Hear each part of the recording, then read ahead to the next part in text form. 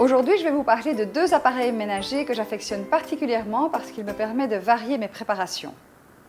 Alors, d'un côté, j'ai le blender avec le petit vase et le grand vase, et de l'autre côté, j'ai ce qu'on appelle un extracteur de jus avec lequel aussi je peux faire des sortes de tapenades. La grande différence entre les deux, c'est qu'ici, je vais avoir une substance bien mousseuse et bien uniforme, alors qu'ici, je vais avoir une substance un peu plus granuleuse. Je vais commencer par faire un pesto. Pour ceux qui me connaissent, ils savent à quel point je suis fan de pesto. Le pesto, on peut le faire, la recette italienne est à base de basilic, mais on peut le faire avec n'importe quelle verdure. Donc ici, j'ai pris du persil et de la roquette. Donc, je les coupe en gros morceaux avant de les introduire dans le blender. La fin des petites queues, je les mets dans ma poubelle de table, mais je garde une partie des queues par contre. Là.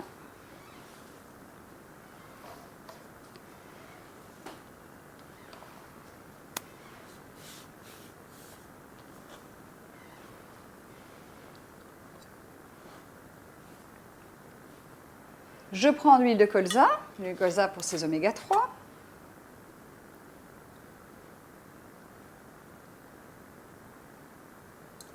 Comme je suis sûre que je ne vais pas cuire mon pesto, je n'ai pas de souci d'utiliser l'huile de colza, puisque comme vous le savez, elle se conserve au frigo et on ne peut pas cuire avec l'huile de colza. Les oméga 3 qu'elle contient sont beaucoup trop fragiles pour ça. Je vais y mettre déjà quelques épices.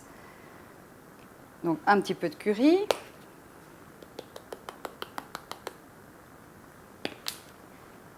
Un petit peu de paprika.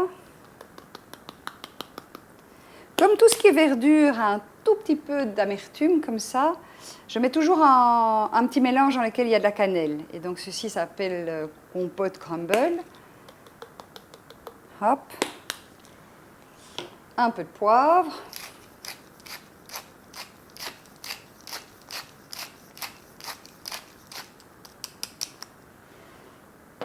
Et un peu de sel aux herbes.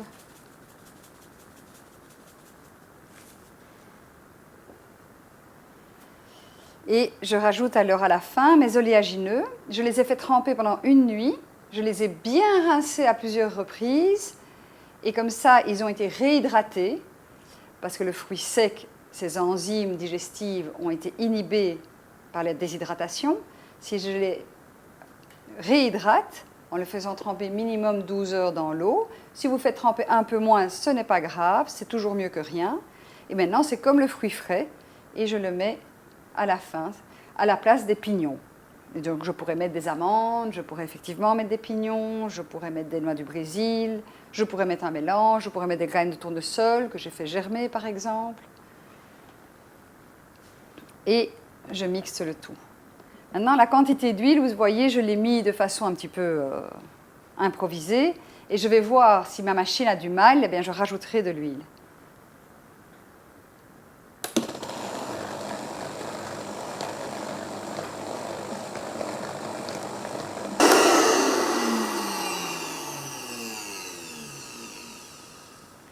Voilà, j'ouvre mon blender.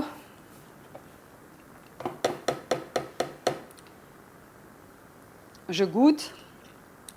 Je me dis, tiens, il me manque un petit peu d'épices. J'en rajoute un petit peu.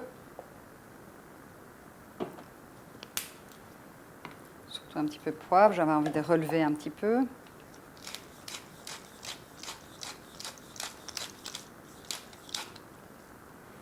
Et un petit peu de sel. Et là, je n'ai pas besoin de faire tourner mon blender, je peux juste aller là et regoûter. Délicieux. Voilà, maintenant je vais vous présenter mon extracteur de jus dans lequel nous allons faire une petite tapenade de légumes. Alors, en fonction de votre repas et de ce que vous avez prévu, vous pouvez rajouter des protéines dans votre petite tapenade. Donc, par exemple, des pois chiches que vous avez fait germer et cuire éventuellement, ou des lentilles, ou des petits morceaux de poisson, au choix. Mais ici, comme je vais le manger avec une omelette, eh bien, je vais plutôt le faire juste avec des légumes. Donc, une petite julienne de légumes qui est déjà cuite avec des épices, du tamari, et un oléagineux, l'avocat, pour donner un petit peu de texture. Donc, je commence par verser les légumes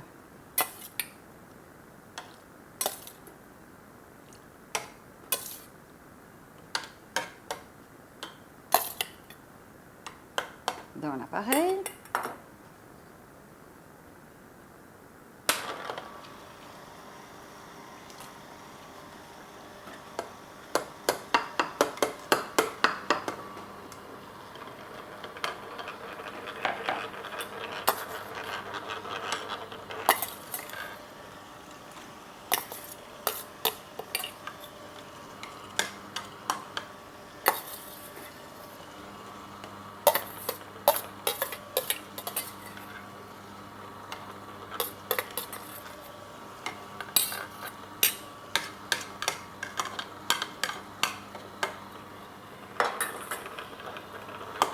Voilà, j'éteins, je coupe mon avocat. Voilà.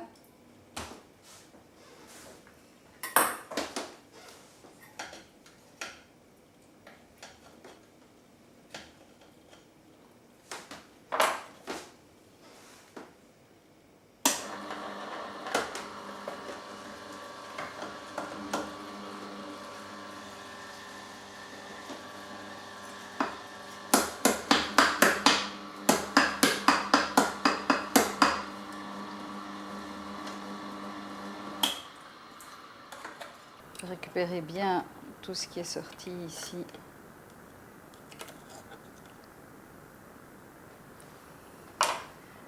Voilà. Je vais passer les doigts.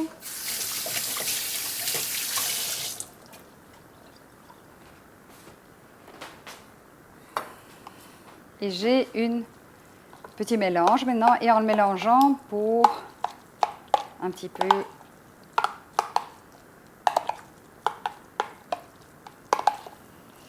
comme mes petits légumes avaient déjà été assaisonnés lors de la cuisson, je ne vais pas tout de suite les assaisonner, je vais d'abord goûter. Oui, c'est délicieux. Voilà.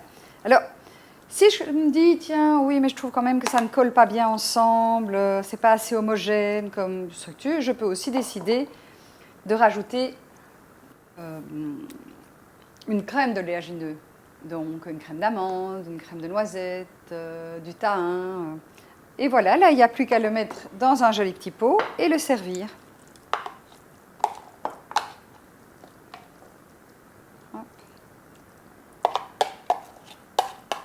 Alors, au niveau apparence, je reconnais que les petites tapenades comme ça n'a pas toujours un look très appétissant, mais c'est très très agréable de manger, de sentir cette petite structure. Mais la recette originelle de la tapenade, c'est bien effectivement avec des olives. Normalement, j'aurais pu rajouter des olives. Voilà. Et voilà. Et là maintenant, je vais tartiner sur une petite cracotte le pesto pour vous montrer à quel point la substance est homogène, onctueuse. Et donc ça, c'est une des substances qui font vraiment la différence avec celui-ci d'à côté qui est beaucoup plus granuleux. Et honnêtement, au niveau du plaisir gustatif, c'est chouette de changer la substance donne aussi une certaine saveur. Et donc, c'est important de varier. Voilà. Et donc, même nutritionnellement parlant, c'est très intéressant de rajouter un peu de pesto sur la petite préparation ici. C'est plein de vitamines, de minéraux, de bonnes huiles. Et pour terminer joliment et rajouter encore des petits minéraux, vous rajoutez un petit peu de graines germées qui sont vraiment au niveau nutritionnel très intéressants et vraiment un plaisir gustatif aussi. J'espère que ces petits modes de préparation vous donneront des idées pour varier vos menus et du plaisir en cuisine.